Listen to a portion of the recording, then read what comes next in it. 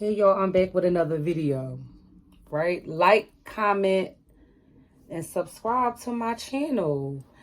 The channel is called Grown Folk Conversation because it's just conversation. All it is just conversation. It's not a bunch of pressure. I'm not asking y'all to buy things yet because I don't have nothing to sell. And all that. So at the end of the day, but when I do start selling something, can y'all buy it? But anyway, this video is a conversation about us parents versus the teachers. And I have a question because I've just wanted to know from the parents. I'm 40 years old, y'all. I don't got no problem with saying that. I'm 40. Praise the Lord. He just allowed me to turn this age, right? So anyway, look, I say all that to say this.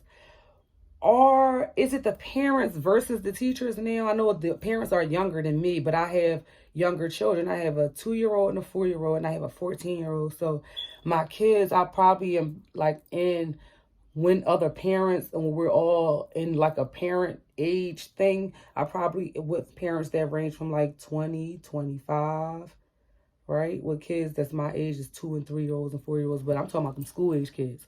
Now, this is the question. Is it the parents versus the teachers? Meaning, parents, are we thinking that our kids don't do nothing?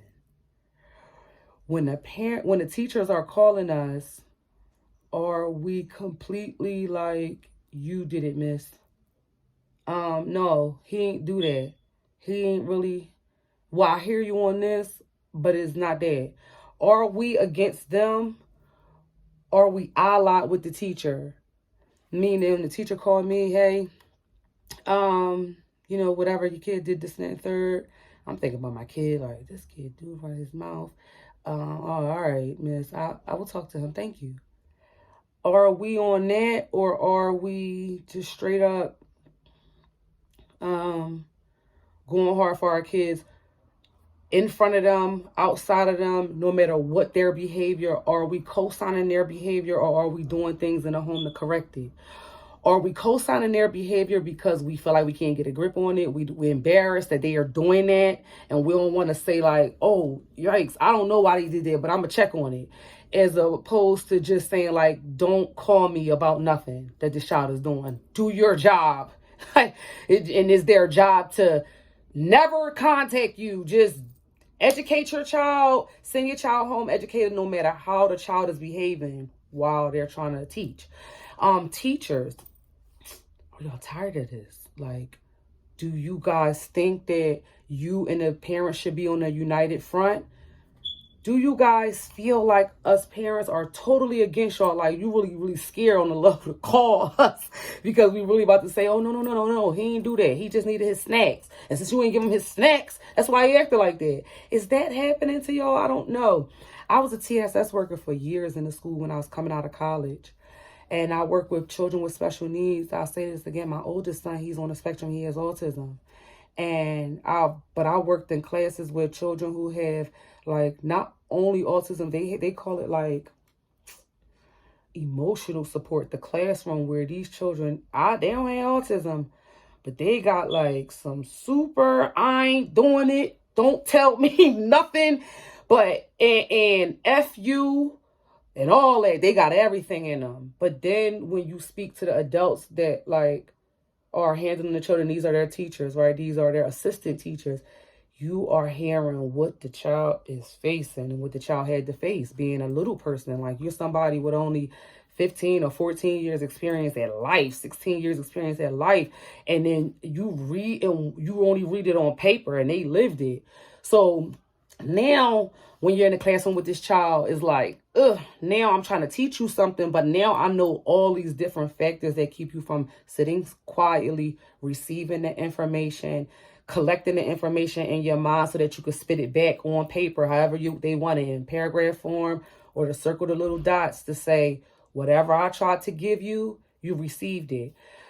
I wonder if it's the parents Is it the teachers? Is it the children and what they facing when you're dealing with children that have like those kind of special needs? Because that's something different too. Some people are dealing with so much, young people, that they special needs. They don't have a special need, but they ain't trying to hear it. They want to fight. They want to kick. They want to cry. They don't want to listen to nothing. Just like if we say come through the door, they want to go backwards. You don't even know why. And what I'm saying is, if I'm a TSS worker, now my job is here really for just this one child.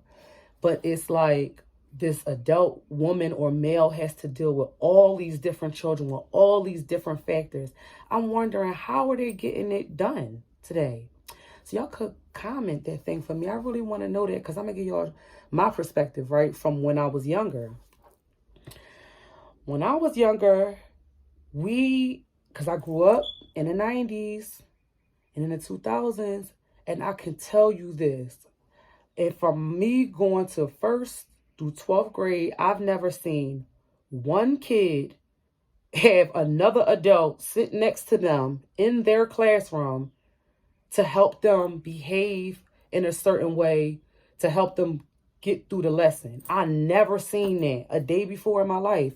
So when I was hired to do that coming out of college, I was wondering, well, what the heck is this? I'm sitting in school all day helping somebody get through the day. A person like my son, he on the spectrum. His attention span is so very short, it's hard for him to collect the information. He has different behaviors because whatever's going on inside of him, he want to focus on the inside of him instead of what's going on the outside. So children like that, I know that, like, what they were the children who I was connected with first. So I would just have to tell the student who I was with, we call them clients, like, come on, you could pay attention. Look, she's up there, she's teaching, get your eyes up. And if the child chewing on something, put that down. But you saying it in a nice way. They there with you every day. And a lot of times you'll stop having to say things because the child know you about to say it and they don't want to hear that. So now you're just a presence. And sometimes other children definitely want to come around and be a presence with you. But I was always wondering, how did the teachers do it back in the day when we was in school? Because we definitely had children who were just like, I wasn't in a lot of those schools, but kids are just all over the class. Like, they can't get it done. But they would, separate during recess. People had to write out detentions. And when I was going to school, your mom could come to the school and whoop you in the classroom or whoop you in the hallway. That happened. Some people that are my friends on Facebook and Instagram, I'm friends with them. This happened to them, females too. I know boys in my class when they was getting it. I know girls in my class when they was getting it. And your mom could come. They call your mom and them. Short story. I was scared to get a note home. In my school, if your teacher wrote a note in your book, and my mom was that kind of mom, I told you, like, Audra was talking too much. That little thing right there was getting me. And I was crying when I seen the lady because she stapled it in with a 3x5 card. And I don't know, I'm laughing now, but I was going through trauma. Like, I don't even want no smoke because my mom sent me to school with directions. Like, she always gave us directions. Don't have these people calling me about nothing. You are here to learn.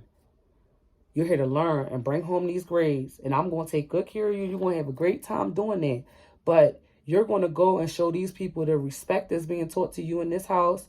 You're going to show them the manners that are being taught to you in this house. So that anything that happens, you know how to respond to it, an adult.